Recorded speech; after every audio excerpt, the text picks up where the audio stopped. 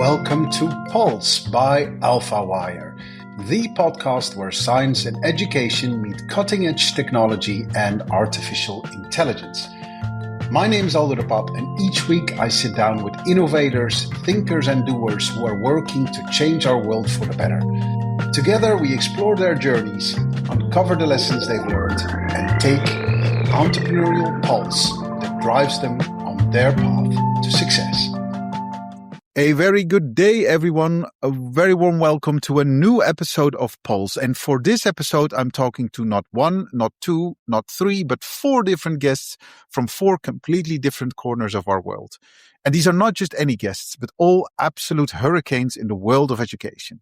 So, for this episode, we will take you to Qatar, speaking to Ramy Abdulzaher, who's doing incredible work with Bonocle, a portable physical plus digital braille platform for the visually impaired. We're taking you to Nigeria, speaking to Prince Gideon Olanrewaju of AreAI, an organization that offers AI-driven local solutions to improve the state of teaching and learning in Nigeria and further into Africa.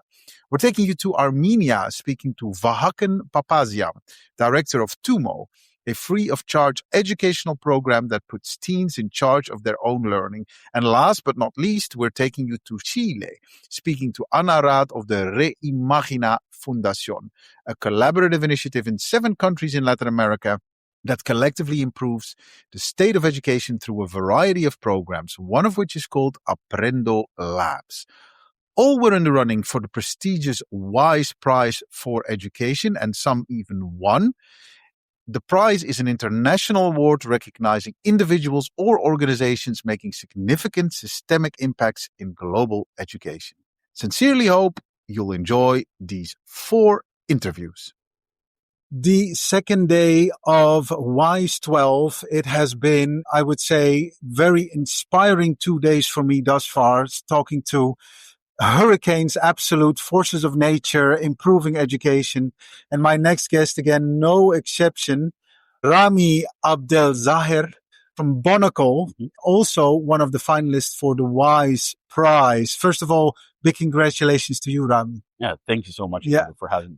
Yeah, you're very welcome. And thank you for making some time available here, because you have a crazy schedule these 2 days, I can imagine. What have you been up to these 2 days? I can tell you're not sleeping well. Okay, yeah. But I mean, it's just been a great experience chatting with other finalists, chatting with people who are interested and passionate about education. Our mission is to solve braille illiteracy, or illiteracy specifically for students who are blind or visually impaired. And it's just been great getting, seeing support, seeing people who are similarly passionate for something that's similar, and for inclusion in education, which we think is very important. Yeah. And let's talk about your solution specifically. Yeah. First of all, you're the only Qatar affiliated or Qatari originated solution, which is amazing. Please, you explain to our listeners what Bonocle is all about. All right. Yeah. So we are, both myself and my co-founder were kind of, born or raised here in Qatar. And so when we actually first interacted with someone who's blind, who kind of opened our eyes to this problem, it was here in Qatar University, where we studied and did our bachelor's. And our solution mainly focuses on teaching students who are blind how to read and write in braille.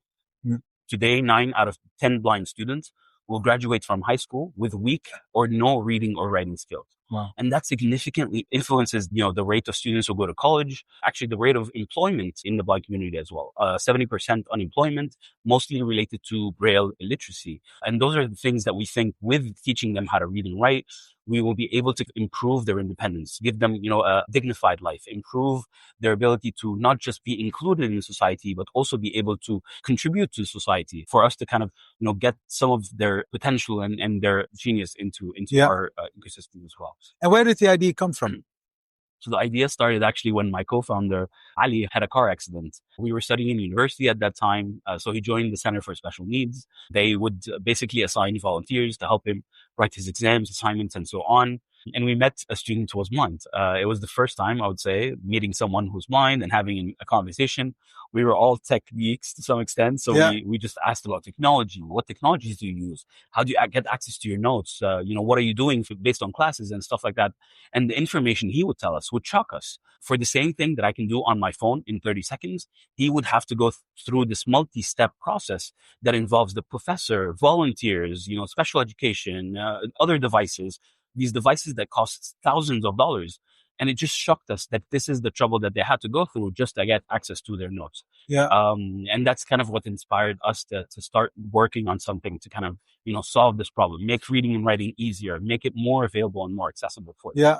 And tell me about your traction thus far, because obviously you've had some success also with the WISE Prize. So in which phase of development were you when you kind of found out that you were a finalist? So when we started with the WISE Prize, we were focusing mainly on solving early braille literacy, teaching the students how to read, how to recognize the characters. But the more we spoke with schools, teachers, parents of students who were blind, we realized that the problem was a little bit bigger. One of the students that we spoke to here in Qatar, for example, learned something from their teachers and then went to do a standardized test and realized that a lot of the things he had learned were actually incorrect.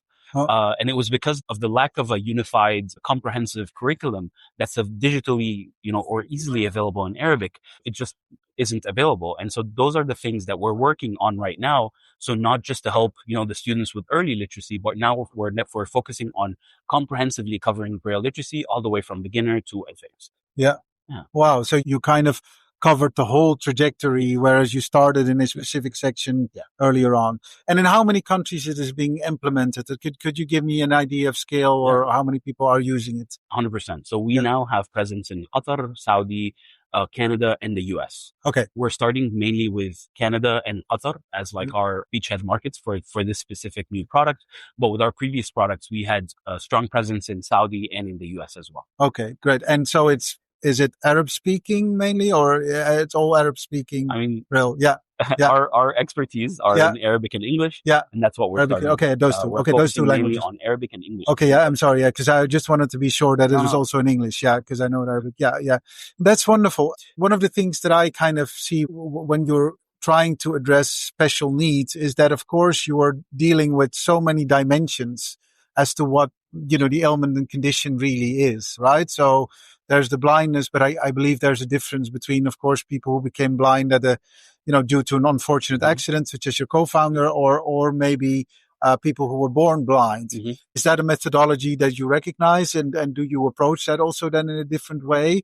And the second bit to that is is there any further trajectory of personalizing this? Do you use already AI or whatever? Because we're at an AI event, so to say. So I would be remiss not to ask. Yeah, of course. Yeah. It's a great question. And one of the things that actually inspired our pivot from focusing only on early literacy to kind of, comprehensively covering all of literacy. And it was mainly because of the role that we saw teachers had on these students.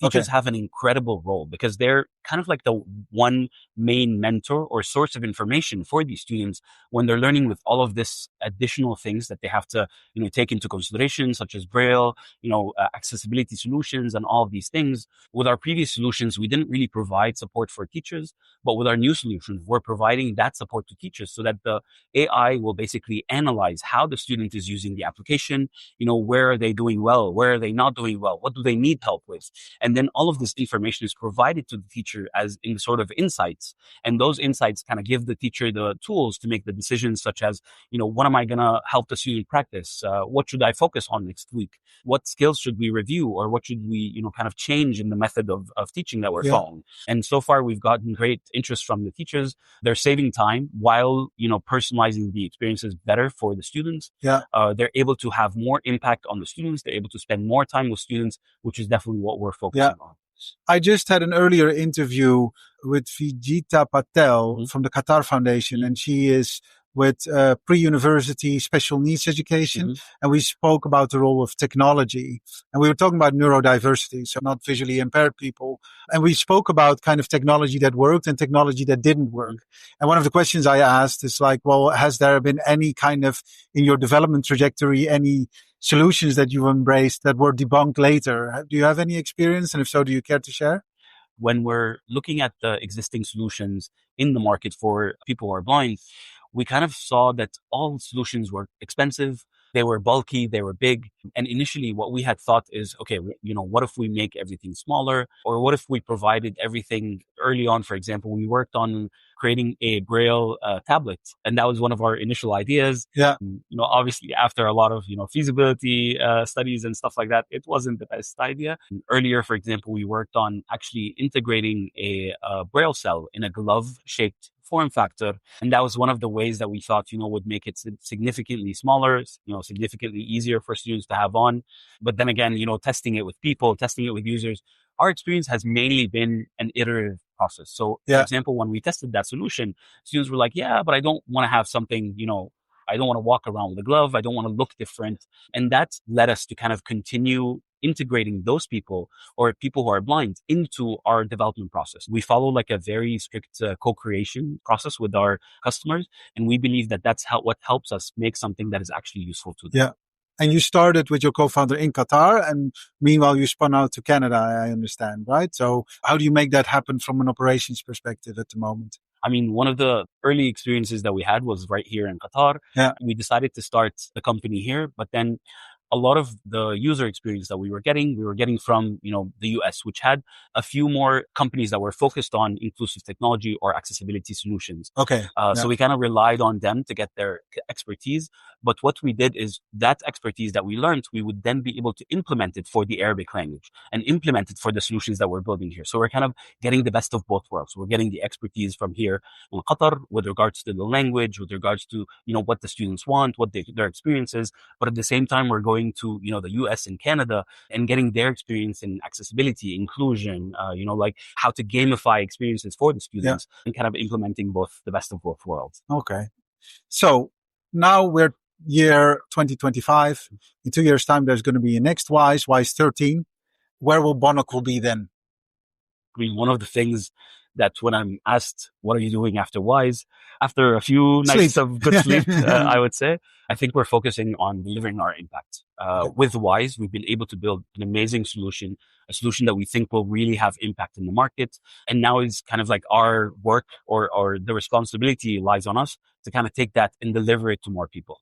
Yeah. So we've been working with students in Canada, in school districts in Ontario, British Columbia, in the eastern side of Canada. In Qatar, we're working with MEDA, we're working with Qatar National Library to kind of create these braille experiences that will, hopefully spread out all across the MENA region. Yeah. Is there any other language you would like to dive into? French, for instance? 100%. Okay, I mean, Canada, for example, one of the main languages is French, and that's definitely going to be our next focus. Yeah. And then Spanish, for example, is a very common language. Yeah. One of the good things is we're getting interest from other countries, but from partners who are able to help us localize our solution into, their languages so that we can incorporate or we can scale to their markets in a little bit of an easier way. Nice. What are you most proud of? I'm definitely proud of the attitude that we have towards inclusion. We believe that, that there's so much potential in the community who's blind. We've met amazing people who have helped us throughout our journey. I think, just our belief that we need to be inclusive in the education that we provide, our belief that in the ability of these individuals to contribute to society, to have an independent life, to not require the assistance of someone in order to just live a day-to-day life. Yeah. I think that's definitely one of the things that I'm most proud of, and I hope we don't lose. With good reason. You're actually making a difference for these people, which is amazing. So congrats on all of that. Thank you. I appreciate it. My two very last questions. So on your journey, so you were of origin a technologist. So are you a developer or what? I'm a mechanical engineer by background. There you go. Mechanical engineer by background. On your journey now in growing Bonocle and whatever, has there been any reading that has inspired you, or maybe, a piece of content or a platform or an article that has kind of set you on your way? And if so, do you care to share? Definitely. I mean, reading, what our mission is, we really believe in reading, and consuming content is kind of like one of the main ways to embrace knowledge from all around. I've been reading a few books, but one of the ones that I've recently been reading after a few recommendations actually from mentors is The Innovator's Dilemma. That's one of the books that I'm, excited to finish. I just got started. What is it about? Tell me. But I've been enjoying reading it so far. And it was, when something is recommended by mentors, it's always, to your best advantage. Yeah. And that's something that I've really appreciated. Nice. And then for my very last question, and I ask all my guests on this podcast because I'm just curious about it. I'm doing a kind of an investigation survey. Right. Do you have a morning ritual? And if so, do you care to share? I wouldn't say I have a morning ritual. No, but I do have a young 3-year-old. Okay, yeah. And so my morning ritual definitely involves a lot of, playing around, trying to get things under control. Exactly, yeah. But, life I know it well. I know it well, yeah. Your day starts earlier than you wanted to start. It's not morning yet. Go back to sleep. I understand. Thank you so much for your time. Ramy Abdulzaher of Bonocle, wishing you all the very, very best. And I'm sure we're going to hear a lot more about you. Thank you. It was a pleasure. Thank you. The afternoon of the second day of WISE 12, Humanity.io, I'm meeting loads of great, clever, exciting, driven people. Fantastic. And then an exceptional case here is sat next to me, Prince Gideon Olanrewaju from AreAI. Good. One of the finalists for the WISE Prize. First of all, congratulations. Thank you Very well much. Done. Thank you so much. Really excited to be here. First question, what did you do when you heard the news that you were a finalist? I think I broke down in tears. Oh, bless. Because I've always followed, the evolution and the incredible showcase of the WISE Prize over time. And I would say most of its legacy winners are inspirational leaders within the, global education landscape that I draw great inspiration from, the likes of Sakina Yakubi and Safina Hussein of Educate Girls. And for us to have gotten into first, the semi-finals, of this new remodeled WISE Prize. It's a validation of the work we do on the ground in Nigeria. And it's also, a recognition of the investments that, the team of incredible, individuals that I lead back at home in Nigeria have invested into this program over the years. So, I mean, the first reaction was to cry, in appreciation and in reflection of how far we've come. Then to share the news, with the team via WhatsApp. And then there was calls, left and right to say, WISE Prize semi-finalist. Yes. Nice. Well, congratulations. Thank you so much. More. Thank you. Nigeria, 50 million people. We heard your first lady this morning. Yes. The biggest country in Africa.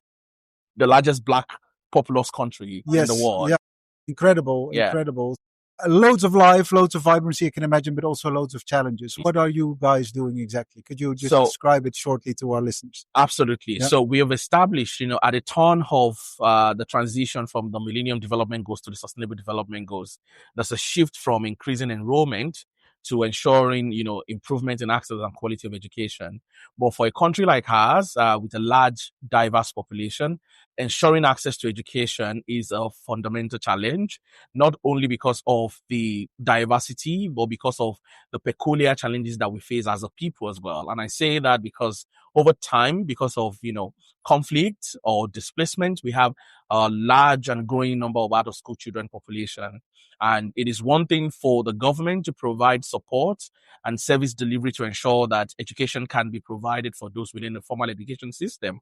But there is also non-existent structures to ensure educational continuity for those who are facing violence or displacement or totally excluded from the formal education system. Yeah. And that is a call to action for individuals like myself, who are practitioners in the field, to design, cost-effective, effective interventions that can cater to the learning needs of those who are not covered by the formal education system. Yeah. And that is what AreAI does. So what we do is that we design and execute alternative accelerated learning, empowerment and employability programs for disadvantaged populations. So focused on refugee learners and displaced populations who do not have access to conventional learning opportunities. So those who are not in education, employment or training. And one of our flagship programs is called Fast Track, which is now called Fast Track Plus, that go to the finalists of the WISE Prize. And it's a self-assisted, technology-enabled foundational learning program that delivers measurable foundational learning gains for refugee learners between the ages of 5 and 14 in 6 months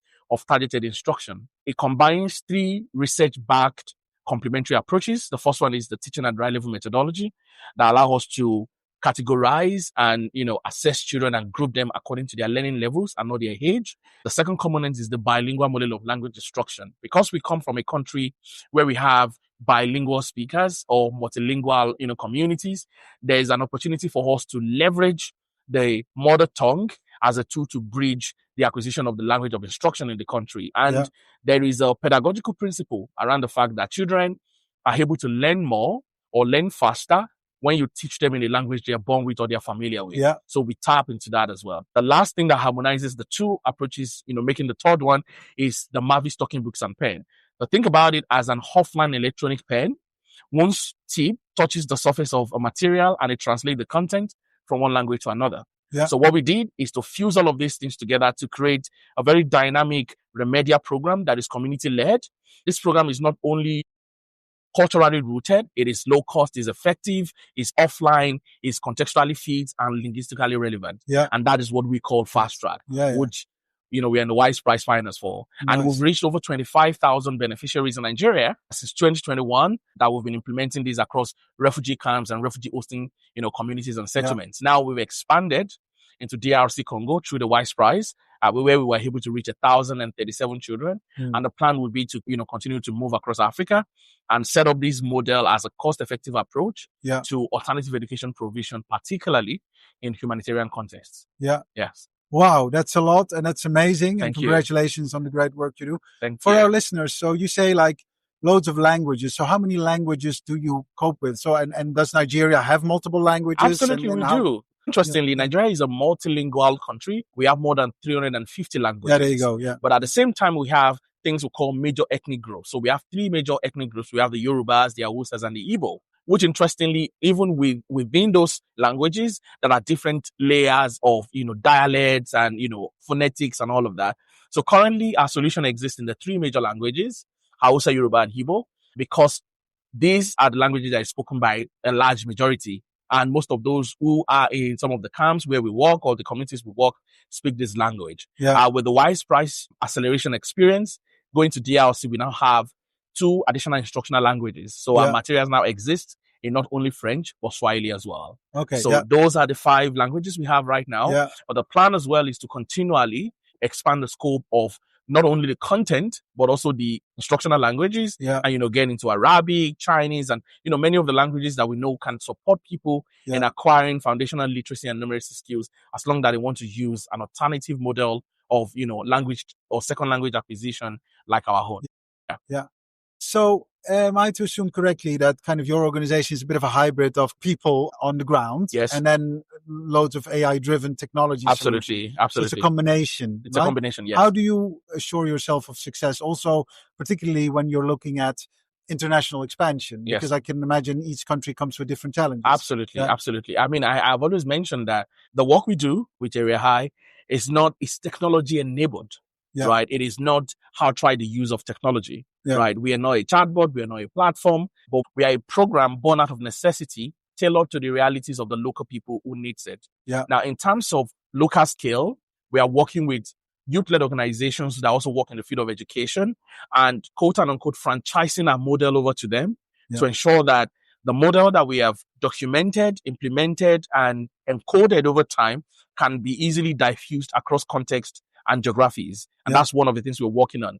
Yeah. Going to DRC Congo, we worked with a local partner led by a youth organization to ensure that we can execute our program. So they take charge of the contextual adaptation of our methodology and the materials that we use to ensure that that regional expansion can happen. Yeah. For international expansion, we have always believed that the core sustainability part for us is government adoption, right? And across many African countries or even beyond Africa, there's a lot of countries facing a huge refugee crisis who need and require the kind of intervention that we are championing to ensure educational continuity and skills development for their refugee population. Yeah. And we believe we can easily integrate our models into non-formal and informal learning structures across these countries. We just need to be able to identify governments who are willing, who can provide us with the manpower as well as the financial resources, and then the technical know-how of their ministries as well to ensure we can collaboratively scale beyond small camps into bigger areas where this solution is needed. Yeah, because there are so many levels to take into consideration. Because I can imagine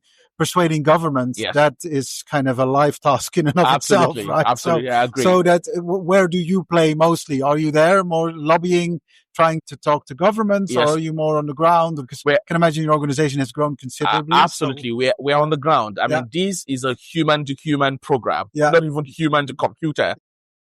You find us in the communities. For example, in Nigeria, we have worked in 18 states, across our 36 states. We have community liaison officers on the ground who liaise with the state ministries of education, as well as camp administrators, to ensure that not only can we identify camps where there's a huge urgency to provide education or learning opportunities, but we are also able to, glean their support to mobilize the learners on the ground. Yeah. I am the only one, as well as my development and impact team, saddled with the responsibility of identifying government and ensuring that we get the approvals to be able to work in large numbers, and also ensure that they can provide us with the resources to ensure we can reach, a larger population. Yeah. So it's a bit of here and there, but we are on the ground. And, lately we knew that there's a key need for advocacy. There needs to be more government attention to alternative education provisions. Many countries in Africa and globally have populations who, for one reason or the other, are excluded from the formal education system.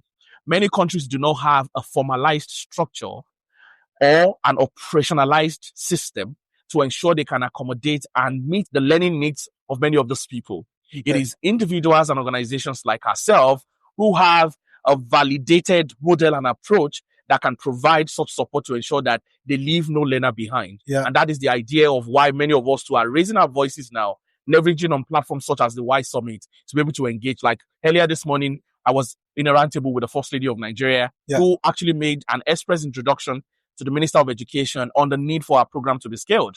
And that moment exemplifies some of those one-time opportunities to ensure that the government can learn about a program like us and then decide to scale in partnership with us. Yeah. Yes. And it's all happening at WISE. Absolutely. So congrats. Was that a big moment for you when the First Lady says, "Hey, Minister, come here"? Absolutely. It was. It's so interesting because, I was the one they asked me to jumpstart, the meet and greet session, being a WISE Prize finalist, just to introduce, the work that we're doing. And, away from the commendation we received, it's also the validation that the government believes in the power of youth innovation and the desire to work with youth-led institutions to be able to drive the educational agenda of the nation. Because, the First Lady has expressed, believed in the power of education as a tool for national transformation and socioeconomic development. So I'm really excited of how the partnership will pan out when we return back to Nigeria. Yeah, nice. Yes. It sounds amazing. Thank you. What are you most proud of? I'm proud of how our team at AreAI have been able to navigate challenges to come to this point. I cannot recount the different instances where we almost gave up because of lack of support, because of, an express gap in the level of resources we have to meet the needs of our beneficiaries. Yeah. But to come to this point, for how resilient we've been, I'm extremely proud. Yeah. Yes. I can imagine.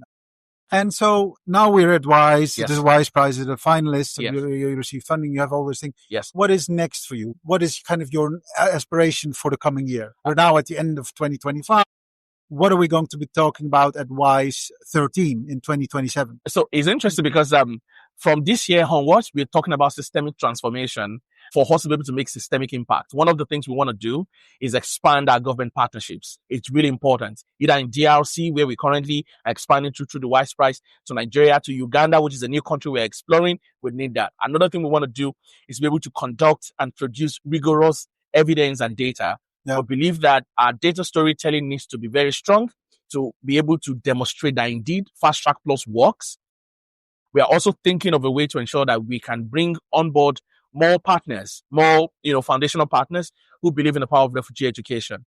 Cap it off by 2027. At the end, we want to raise our number from about 30,000 that we're reaching now to 100,000. By 2030, we're doing half of 1 million learners. Thank you. I'll hold you to it. I hope we're able to mobilize all the resources needed to drive that to fruition. Yeah. Yes. And so if people want to get involved, where do they go? Absolutely. Our organization is called AreAI, AreAI.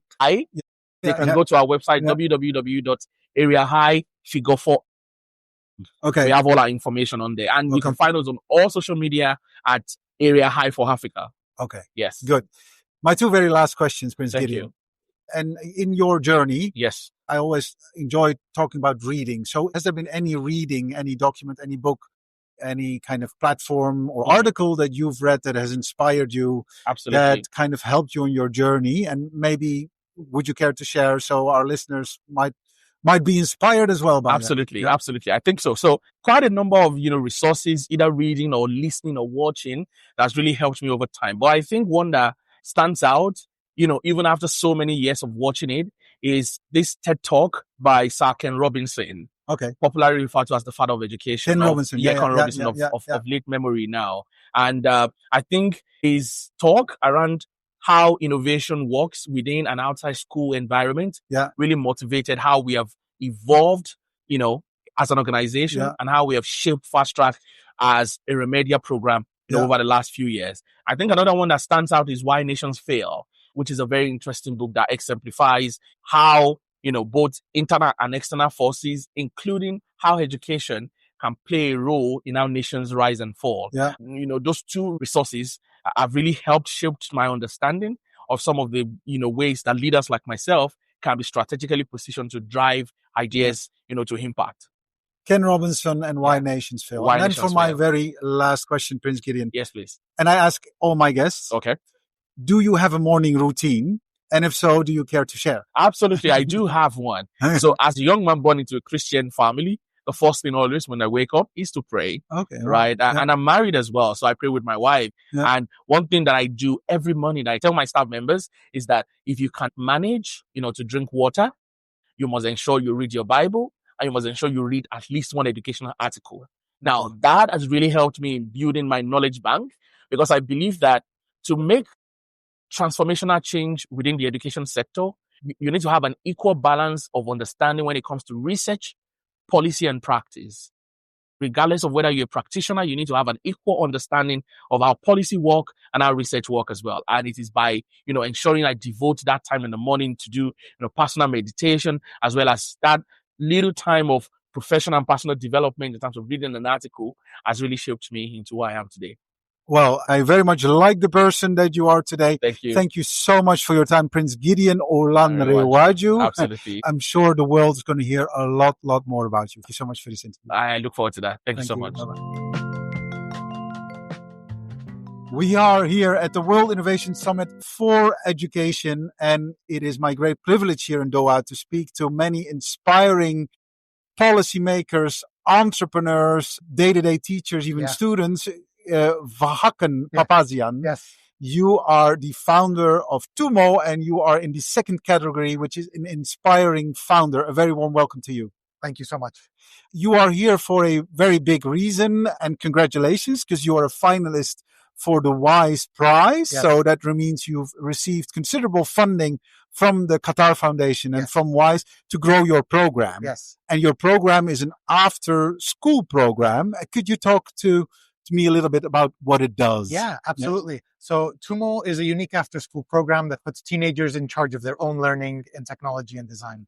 So you could come and start to learn programming and then be inspired by your friends doing photography and switch over. And I think that choice that teenagers have is one of the wonderful ingredients of Tumo, that oftentimes there are societal norms or gender norms in what you should learn. And at Tumo, all bets are off. You can do anything you want. Yeah, and it's free of charge. So there's no entrance exams. Truly for everybody. Yeah. What got you into Tumo? Actually, my parents are the founders. So I have been volunteering at Tumo for over 15 years. I worked in Silicon Valley at companies like Slack and Airtable. Okay. And I became a software engineer there, worked in product and management and tech lead. And so for 15 years, they were trying to recruit me to come work at Tumo. And I was joining voluntarily after hours, over the weekends. And then one day I said, why don't I just join full time? That is where my passion is. Okay. That is where I can have an impact. That is where I can help change my country for the better and the world. And as AI became a bigger and bigger thing, and as Tumo expanded, my skills of creating software that scales and using these advanced technologies really overlapped with Tumo's goals as well. And so finally, 2 years ago, I decided to join full time, and I haven't looked back since. That's amazing. Yeah. And sorry, I'm just getting back. So I love it, the fact that your parents founded it and you're taking over. Is it fair to say you were the first guinea pig for Tumo? Oh, 100%. 100%, Yes. yeah. All this pedagogical things that we are now saying we did, Yeah. it was a trial and error. You're the experiment. Yes. You're sitting across from me. Well, I it have worked 4 out. siblings, so Yeah. lots of, Loads of significant. Yeah. Very good sampling. But that is amazing. So tell me about, so I have a 6-year-old daughter. Yes. And so she has after school programs. She's very creative. So she loves to do crafting, for instance.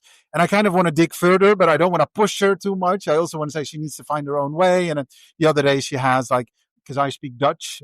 So she has Dutch lessons. And so she got this entire suite of hobbies, of after school hobbies. Is diversity, is that a good thing or is it a bad thing? Okay. I think it's a great thing. Okay. So we say at Tumo that teens hate to study, but they love to learn. Okay. Yeah. And if you can follow the momentum of a learner, they will become a lifelong learner. One thing that we do at Tumo is we avoid gamification and other ed tech hacks. And instead we focus on intrinsic motivation. So what is actually motivating to the students so that they keep learning. They fall in love with learning. They get addicted to learning and not just temporary dopamine hits. I think this diversity really helps because I'm sure you remember when you were a teenager, you learned something, then you learned something different. And maybe you go down Wikipedia rabbit holes and you are just finding the next thing that is exciting you. Yeah. And once you find that spark of learning, can use it the rest of your life. Yeah. And especially now with AI, motivation is so important because sometimes you will look and say, well, AI can do it. Why should I learn? That was going to be my next question. Exactly what you're saying. Because I was speaking to a professor yesterday at his lovely speakers dinner. And then he kind of said, with AI, you've won the game already. Yeah. But a child doesn't realize there's a game to be won. So you kind of need to show the child, okay, if you won the game already, now what is it that you really want to keep them motivated? Yes. So there's how does that play into the psychology of children that are, working through Tumo or they're working For sure. with Tumo? Yeah, we need to show them that intrinsic motivation. So there's lots of extrinsic motivators and there's also lots of extrinsic demotivators in a classroom. You'll raise your hand, you maybe get it wrong, you get embarrassed, you'll never raise your hand again. So it's very important to, in addition to the technology and design that we teach, to teach soft skills, curiosity, tenacity, grit, hard work, cooperation, confidence. These are the skills that, however the technology changes, you will be able to be successful in life, no matter if we create AI or any other technology. Yeah. That's why the diversity is important. That's why the intrinsic motivation is important. And that's why it's important to show you that, yes, AI can make something beautiful, a movie or whatever, but the true human creativity, that's where the magic is. And you should combine with AI to create the sum of your parts and not just say the game is over, no innovation will happen. AI is trained on everything that the humans have done so far. What is going to be next? That's up to us. I love that. It's a symbiosis in one way. Artificial intelligence meets human intelligence, but on the other hand, it's also here's where we do not collide. Yeah, it's right? human-centric. We're not doing this to create their AI systems. The AI should serve humanity. But sometimes, it confuses us, right? So there's real concern. Yes, I just spoke to the Minister of Education from Kazakhstan, and he said social media was also never meant as something aggressive or, with these algorithms that nurture us getting more angry than we are already. Absolutely. It's a nasty side effect, but it's there, so we need to cope with it. So it's kind of also putting technology on that level that everyone can say, well, listen, this can help, but it could also come back in a nasty way, right? It's extremely powerful, and we need to be very, very conscientious of that. And social media literally changes your brain chemistry, your attention span, what gives you dopamine. So with AI, there's even a larger threat, and we need to make sure that we are doing it for the right reasons and in the right way. And that's why you need pedagogical experts to be involved every step of the way, because this isn't just a way to get people's attention. It has to be a way to improve human lives and improve human intellectual curiosity and tenacity. But there are real concerns, and we need everyone to work together. 100%. And Tumo is here for it. And you're also here to announce you're expanding heavily with Tumo. So congratulations. How many countries, cities? What are the statistics today? We have over 20 centers all over the world. We have 40,000 active students. We have over 100,000 alumni, but we hope to get to 500,000 to 1 million by the end of the decade. My goodness. Next year, we will open 20 new centers. So it's an exponential rise. We have centers from Los Angeles to Takasaki, Japan, to Buenos Aires. We're going to open in Angola, in Mumbai. So the sun never sets on Tumo, as we like to say. Amazing. Congratulations. And this is all kind of your parents starting this and now scaling this. What do they think? What do they say? It has grown much larger than they could have imagined originally. And we were in Armenia, and the first one, actually, the mayor of Paris came to visit us, and she said, "I need this in Paris." Oh, amazing. And so we started expanding. And the interesting thing is that that's how we achieved sustainability, actually. So it's a franchise model. And so anytime we find a local partner, a municipality, developmental bank, a private company, a wealthy benefactor, they open a Tumo center in their city, and we collect the franchise fee that then we use for research and development and operations. And so we become self-sufficient. We are not relying on grants or benefactors to keep us alive. We will succeed no matter what. We will stay around no matter what. Of course, these grants and benefactors still help us do innovation. So the Wise Prize for Education has allowed us to innovate our products. So it's extremely important. If you want to have an impact, you have to be around for a while, especially at the scale that we want to. And so, Nice.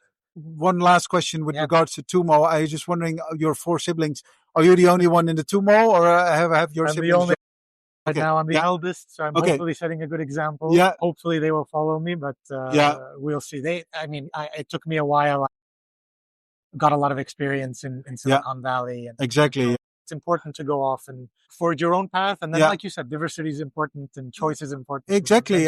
But also, I think, what's most important is the flourishing of Tumo. So if you make, another career choice at a later point in time, that needs to be a choice. It should be a possibility to you. But of course, through your resilience, it's in the next level, right? It's been so fulfilling and extremely motivating. You have tough days, and on the engineering team, everyone has tough days. And then you go and talk to a student on your way out, and you are completely reinvigorated, full energy again for the next day, because you know who you're doing it for. Nice. Thank you so much for enlightening us on Tumo, and congrats again on becoming a Wise Prize finalist. Very last question. I asked that to all my guests. Do you have a morning routine? And if so, would you care to share? Yeah, I go for a walk first. Okay. And I get some coffee. Yeah. Because I think diving straight into work or opening social media might start your day off in the wrong ways. I really try to get some fresh air, try to think about what I'm going to accomplish today, and then settle into work. Yeah. If I can get a run in, even better. Not every day allows it, especially in the winters. Yeah. But at least a walk. Well, that's good. That's very good wisdom, making it very interesting. And just for me to understand, are you based in the US or are you based in Armenia? I'm based in New York, and I spend half my time in Armenia. So I go back and forth. Yeah. Well, thank you so much for your time. Vahakn Papazian from Tumo. And if you want to know more about Tumo, check out our show notes. We will be sure to include some interesting links there. And again, congrats. Wishing you a great Wise. Thank you so much. I appreciate it. Yes, and we are here at the World Innovation Summit for Education, meeting with great and inspiring people. And my next guest is no exception. Anna Raad, founder of Reimagina, and introducing his program Aprendo Labs. You are a finalist of the Wise Prize. Congratulations. Thank you for having me. Thank you. Tell me, what does it feel like to be a finalist? Well, I think we already won. You already won. Yeah. Because this has been a whole year of experience and learning for me and my team. And being part of this important program means that we had the opportunity to grow, to develop a dream, and to put it into practice. So being here today to be recognized is great. Yeah. But I think the whole year has been amazing. Yeah.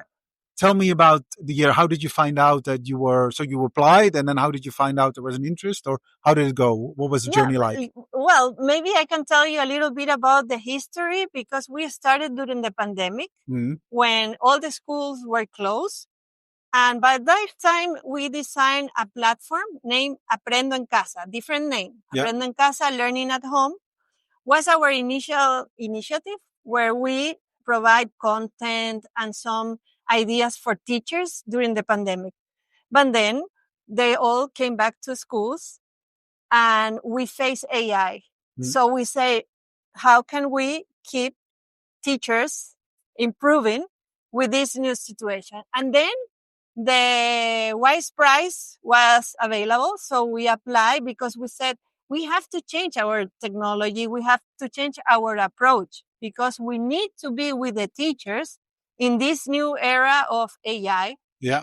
And that idea, that dream was very interesting also for Wise. And then we applied, but we brought all our previous work. And I think that is important in this process, that we didn't start from scratch. We had 1.8 million teachers working before. Yeah.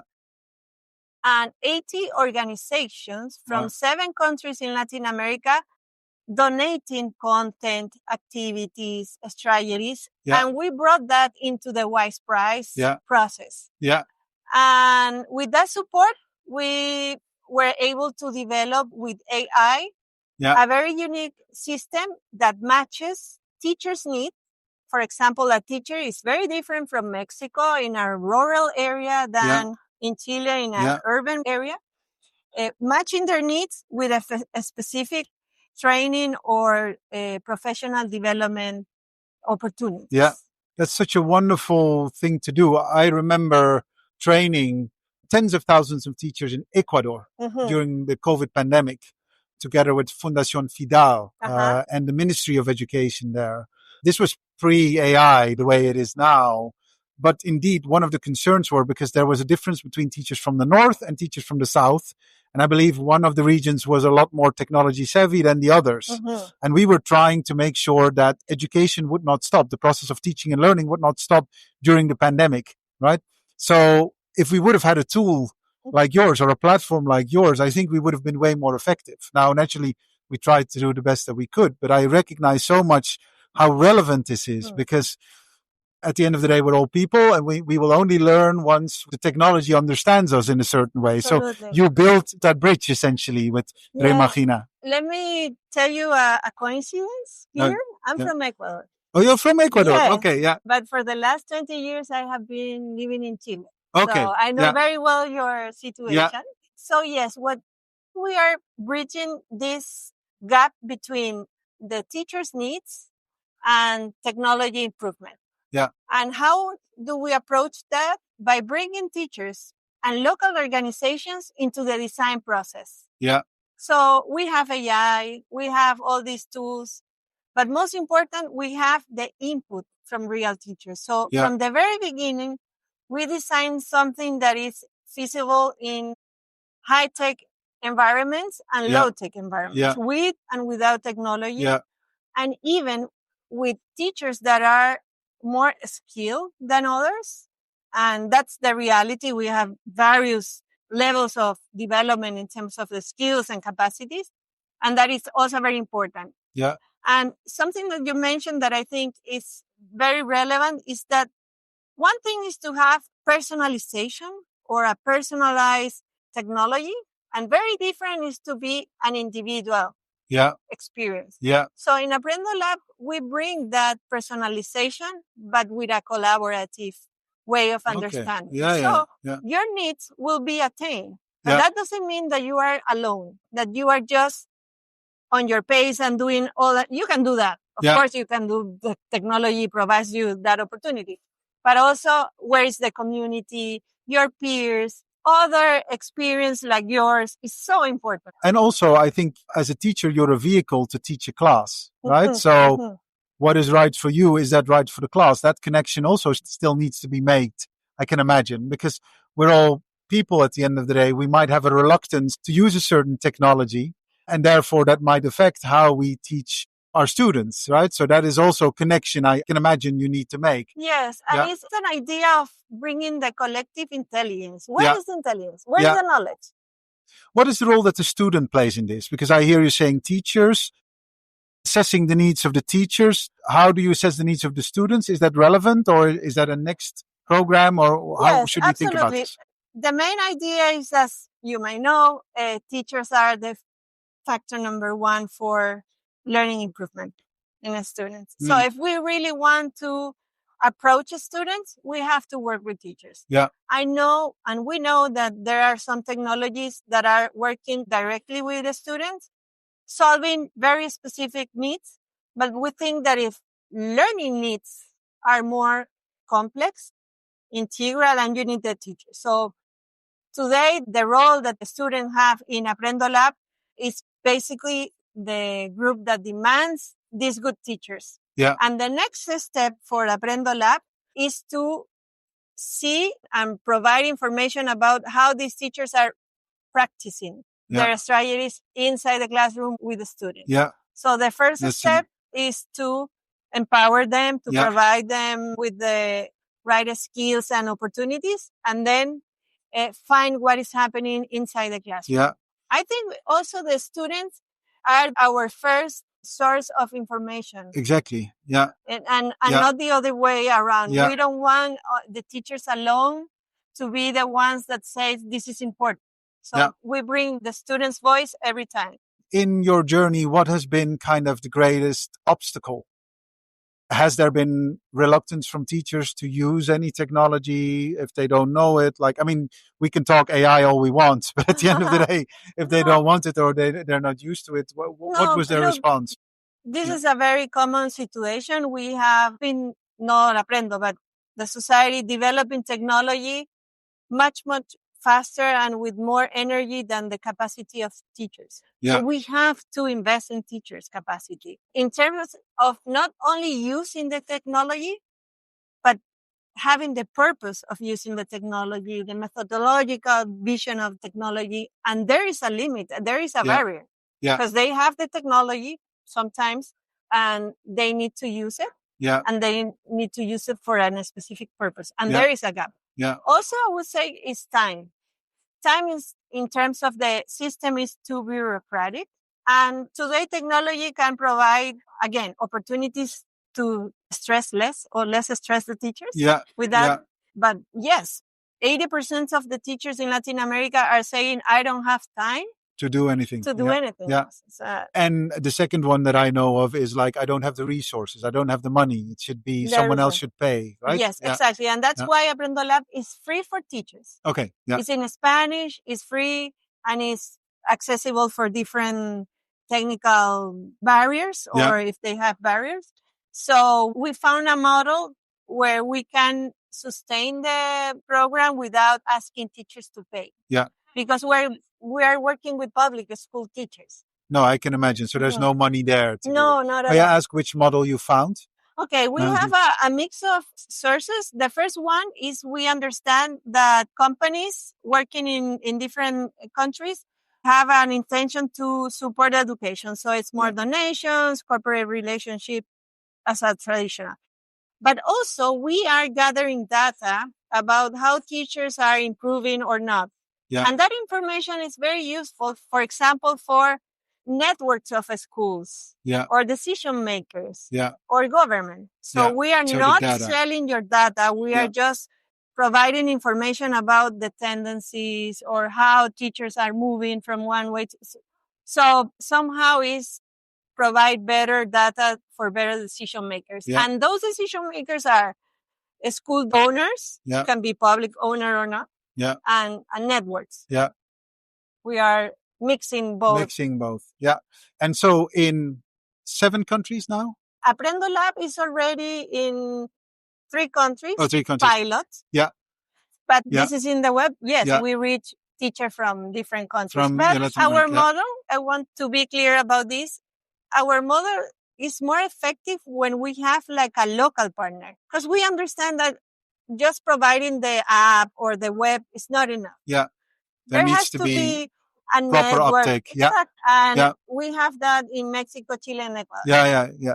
Nice. That's such a wonderful journey. What got you into this? So you are from Ecuador and a teacher yourself? No, I'm an anthropologist. An anthropologist. Yes, okay, yeah. And I think education is a cultural shift. Okay. I have been for 20 years in education innovation. I think we can make things differently. And yes, coming from anthropology. Anthropology. And what got you then into edtech? Like, is it analyzing people, looking at those systems? It's still a few steps away from doing something like you did? Technology brought me. Oh, yeah. Because I was very curious about this cultural change in technology. And then I realized that education was a place where we need more understanding, a better understanding of our relationships. Yeah, that's so wonderful. I think I had the same. I think technology can help us to understand certain things better. And I think that's also the theme of WISE here. It's like, it's the symbiosis between human intelligence and artificial intelligence. Yes. And sometimes it needs to part ways. Exactly. And sometimes we can embrace it, but all for the good and the growth of humanity, right? Humanity.io. What are your expectations at WISE further? So you've got a fully packed agenda. We want to keep the conversation. There is a lot of people here who are interested, not only in the solution itself, but the approach that we have. Yeah. So we want to keep that conversation, find new places where we can launch the application. And officially, we are launching Aprendo Lab in WISE because we were in a pilot phase. Yeah. So now we it's are, here. Yes. Nice. That's very important. Nice. Well, congratulations on that. Thank you very much. My very last question, Anna, and I ask all my guests, do you have a morning routine? And if so, would you care to share it? I try to put my cell phone off for 5 minutes and to figure out the day. Yeah. What do I want from this day? Is it meditative or is it more like just... No, it's more like a projection. Yeah. No phones, nothing, just think. Yeah. I also meditate or pray, but it's not related to that. To that morning slot. Yeah. Yeah. Well, thank you so much for your time. I wish you a great WISE, and I'm sure we're going to hear loads and loads more about you, Anna Raad, and Reimagina and Aprendo Labs. Excellent. Thank you so much, Anna Raad. Thank you so much. You've listened to Pulse by AlphaWire, produced by Natalie Piles and Amela Faisal, with great music, The Optimist, written by Holly Hamill, performed and produced by ALO. Episodes hosted weekly by me, Aldo de Pauw.